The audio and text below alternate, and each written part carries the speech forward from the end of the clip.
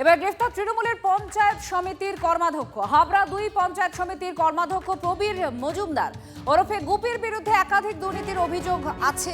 তৃণমূল জামানায় প্রভাব খাটিয়ে ধর্ষণে অভিযুক্তদের পাশে দাঁড়িয়ে নির্যাতিতাকে ভয় দেখানোর অভিযোগ রয়েছে, মারধর হুমকিরও অভিযোগ রয়েছে এই নেতার বিরুদ্ধে।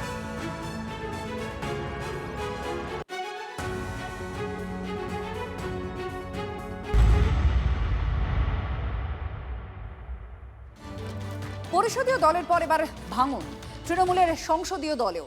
বিজেপিতে না গিয়েও এনডিএর শরিক হচ্ছেন 20 জন তৃণমূল সাংসদ। লোকসভা স্পিকারের কাছে 20 সাংসদের সই সহ চিঠি কাকলি ঘোষ দস্তিদারের। বিজেপিতে যোগ নয়, স্বতন্ত্র থেকেই এনডিএর শরিক তৃণমূলের এই বিদ্রোহী 20 জন সাংসদ। 28 জনের মধ্যে 20 জনই হাতছাড়া, আপাতত মমতার শিবিরে 8 জন।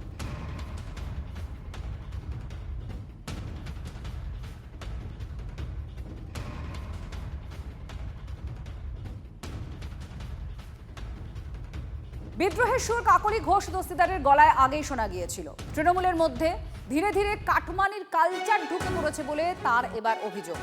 অনুন্নয়ন নিয়ে তৃণমূলকে তোপ দেখেছেন বিদ্রোহী তৃণমূল সাংসদ। তিলোত্তমা কাণ্ড নিয়েও তৃণমূলকেই দায়ী করেছেন কাকলি ঘোষ দস্তিদার। প্রথমে কাজ খুব ভালো শুরু হয়েছিল, 2011-র পরে খুব ভালো কাজ হচ্ছিল, উন্নয়ন হচ্ছিল।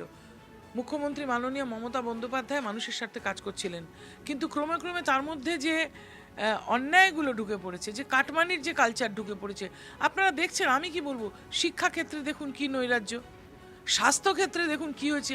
আরজি করার মতন ঘটনা আমাদের প্রত্যক্ষ করতে হবে, এটা কি আমরা কোনোদিনও অল্প বয়স থাকার সময় বুঝতে পেরেছি? বিভিন্ন ক্ষেত্রে যে অনুন্নয়ন, শিল্পায়ন হয়নি, চাকরি নেই, এইসব বিভিন্ন বিষয়ে কোনো আমরা উদ্যোগ দেখিনি, সেটাই আমাদেরকে ঠেলে দিয়েছে।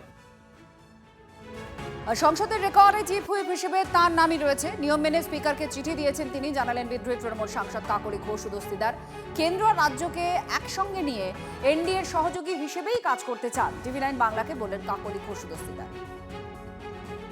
একটা প্রশ্ন যেটা উঠে আসছে যে আপনি চিফ হুইপ হিসেবে আপনি চিঠি দিলেন, সেই চিফ হুইপ হিসেবে চিঠি দেওয়া কেন? কারণ কল্যাণ বন্দ্যোপাধ্যায়কে তো সেই পদে নিয়ে আসা হয়েছিল। সব কিছুর একটা প্রক্রিয়া আছে। আমি চিফ হুইপ ছিলাম এবং আমাদের অধ্যক্ষ মহাশয় ওম বিড়লাজির কাছে আমার নামটাই চিফ হুইপ আছে। ওটা ওখানে একটা ঘরোয়া মিটিংয়ে নিশ্চয়ই উপস্থাপিত হয়েছিল, কিন্তু সেই চিঠিটা এখানে নেই, সুতরাং রেকর্ডে আমার নামই আছে। তাহলে সেক্ষেত্রে কি আপনারা আলাদা ব্লক হিসেবে এনডিএর পাশে থাকবেন? আমরা চেয়েছি তাই, আমরা তো বারে বারে বলছি, আমরা বলেছি যে আমরা এনডিএর সহযোগী হিসেবে এনডিএর সঙ্গে বসে কাজ করতে চাই, কেন্দ্রীয় সরকার রাজ্য সরকারকে একসঙ্গে নিয়ে।